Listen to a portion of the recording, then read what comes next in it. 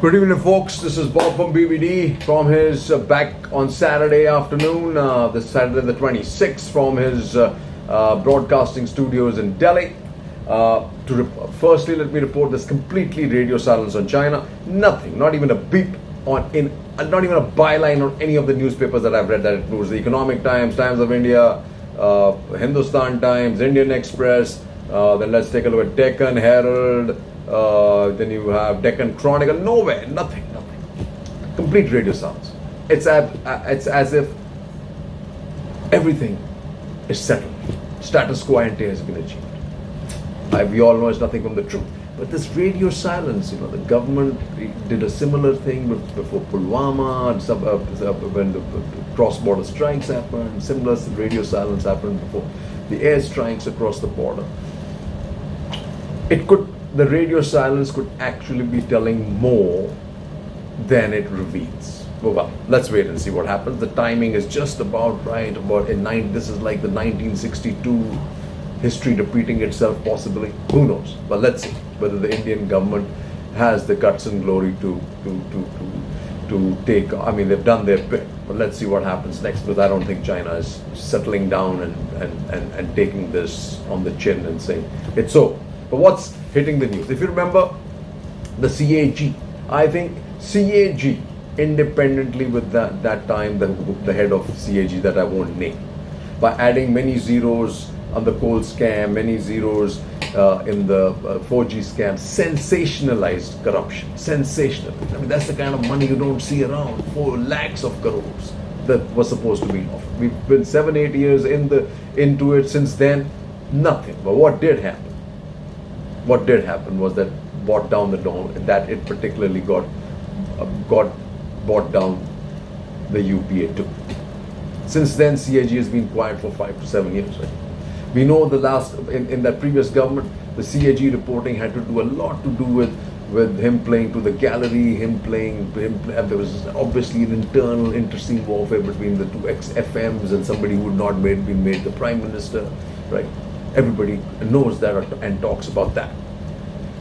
We've certainly had 3 CAG reports which are anti-government. Didn't think it would happen, right? What are these 3 reports? Let me just bring them out. The first one, Indian Express says, hole in accounts, CAG points to flaws in centre's accounting of GST, lack of transparency could deepen distrust between centres and states. In its audit report on the accounts of the Union government, the Comptroller and Auditor General of India, CAG, has pointed out grave lapses in accounting of revenue from the GST compensation cess. Then it says, continuing on the report, CAG, 40% of cess collection not going to designated funds. High robbery in the daylights as far as states are concerned. Then it says, CAG flags pending defense offset deals. Dassault, Boeing, Russian ROE in list. Then it goes on to say, CAG slams government strategic sale of one PSU to another. Auditors report of one PSU to another questions center's disinvestment accounting. I do too, right? But it's being reported by the CAG. Does that mean that what happened in UPA 2 is also happening here, that there is some power play within this ruling party that's allowing this thing to happen? Can't put it beyond what you continue to see and read, And then, what gets my antennas up are these, if you can see, these huge advertisements. And guess who's there? The Chief Minister of UP. And it's just not one page. It's the second page, UP. It's the third page, UP. And I've been seeing this. A lot of money, which I don't think personally the Uttar Pradesh government has, right, is being spent on advertisements. Is this a personal power play in the ruling party? Your guess is as good as mine. But sometimes these things tell you more than the actual news. Okay. What do we see? What do I think in terms of what award that was given? I mean, the Vodafone, obviously, the international arbitration upheld the Supreme Court judgment against the government as far as the 20,000 crores is concerned. Vodafone stock went up. Great for Indian FDI, says biggest, but award will boost investor confidence, says Vodafone. In fact, it will, as long as the government does not again decide to be stupid, which can't be put beyond them, which can't be put beyond the bureaucrats, right? At the end of the day, right? Let's all say that Vodafone and this particular taxation was also done by a particular finance minister, in my view, to essentially finger the existing prime minister at that time. And absolutely, that's what I believe. But these are conspiracies buried about 100 feet under the earth. But maybe time will tell us. As this award says, it says government may have to shell out 85 crores if it decides not to appeal. I suggest the government should just not appeal and pay the 85 crores and be done with it. What's happening globally and internationally? For India, it's Modi and Suga hold summit over telephone. And here again, new supply chain central to free open Indo-Pacific. And Suga also reconfirmed his support and his participation in the Quad, which shows that he's following the same line as Abe. He also reconfirmed relocation of and establishment of supply chains which are central to the Indo-Pacific. But remember, while the US relationship is still tethered to a defense component, no such tether is available for Japan. Japan is essentially tethered by a business opportunity, essentially. And they have patience, but if India does not provide them with the necessary platform of improved conditions to do business, which includes all these tax laws, customs regulations and laws on land and labor, but not so much as land and labor, as much as stability of the rules and regulations that you have, which have to be compliant with international global standards. And you cannot move up and down, especially on taxes. This retrospective tax was probably one of the stupidest thing done ever by any finance man. Ever. Whoever that finance minister was. May his soul rest in peace.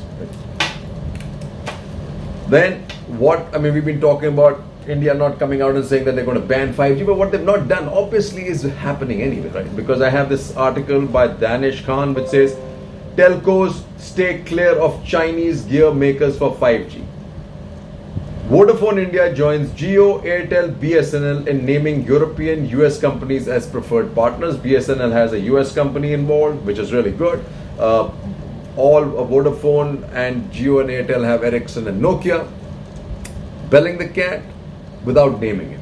I would have preferred naming and shaming and showing that as a policy move rather than leaving this to twisting the arms of the private sector and having to do it this way, because that would have got you a far greater geostrategic impact than having this. But anyway, it's happening anyway. The message is very clear for China, that there is no space for them in 5G, especially after what they've done on the board. And why should they be? Then Dipanjan Roy Chowdhury has a very interesting article that I wanted to read out. Trump once again offers to mediate between India and China. That's not what's important. It's what Ashley Tellis, the person who I think is the only one who's really done accurate research for the Rand Corporation on China. Kissinger, his book was biased totally. Kissinger had suddenly become a Sinophile for whatever reason, at the cost of India, right? What is Ashley Tellis says here is, Ashley Tellis, Senior Fellow and Director of the South Asian Program of Carnegie Endowment for International Peace, said that Trump administration has taken a transparent position of support for India in the crisis. And of course, it is motivated in part by the opportunities to confront China on a grander scale. That is true, of course. Right? But which sort of makes a part and parcel of the United States' own bilateral problems with China. But I think there is something more going on here. I do not think the United States had the alternative of doing otherwise, Tellis said in a podcast. Then he says that is Chinese aggression in the instance has been so blatant that the United States could not stand by and ignore it or not come to India's defense, he said. So for all those people who continue to say that America is doing it for its own good, well, that's true. Everybody does it for its own national interest. But right now, their national interest and our national interest, there's a confluence between the two. And please believe that.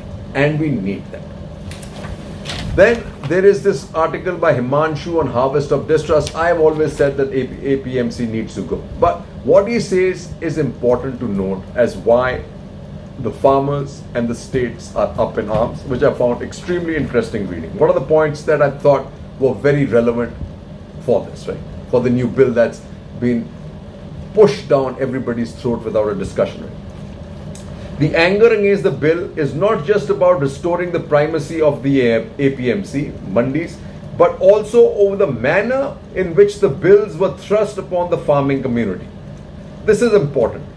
Not only the farmers' organization, but even state governments and allies have not been consulted. And that's where the real issue lies. Have they been consulted? Have they been spoken to? It would have been a lot better accepted. Now it's like it's catching fire. Then he says, on the other hand, the current reforms completely bypass state governments and weaken their ability to regulate agricultural markets, even though it's a state subject. Important. Then he says, most farmers realize that the FTPC bill is not about delivering on the promise of freedom to farmers, but freedom to private capital to purchase agricultural produce at cheaper prices and without any regulation or oversight by the government. Then it says, the fight to retain the APMC despite its shortcoming is also a fight to extract a commitment from the government on maintaining a state support to the agricultural sector.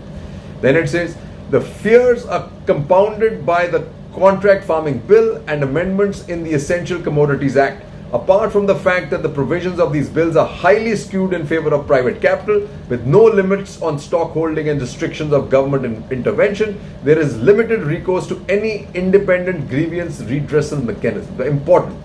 Then it says, what has also angered the farmers is the deep divide between the rhetoric of the government and its actions on the ground. Even while enacting these reforms and promising greater freedom to farmers, the government has moved swiftly to ban the export of onions and increased and again reduced import duties on masoor in a matter of 3 months. Agricultural terms of trade have moved against agriculture with rising input prices and declining farm gate prices.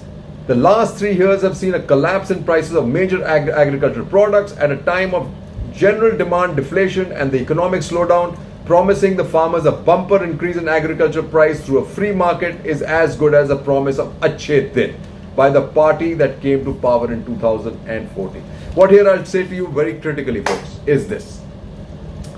This is all about the timing. I think the government feels this is the right time to do it privately because that when they do this, it's not going to have impact on the prices of agricultural commodities. They will not shoot up to the detriment of the consumer. Hence, Achhe Din for the consumer, absolutely not proper din for the farmer as usual, folks. And in that, and if you look at it, I mean, if it's Jai Kisan and Jai Jawan, I think technically at this point of time, we are letting both down. Jai Hind.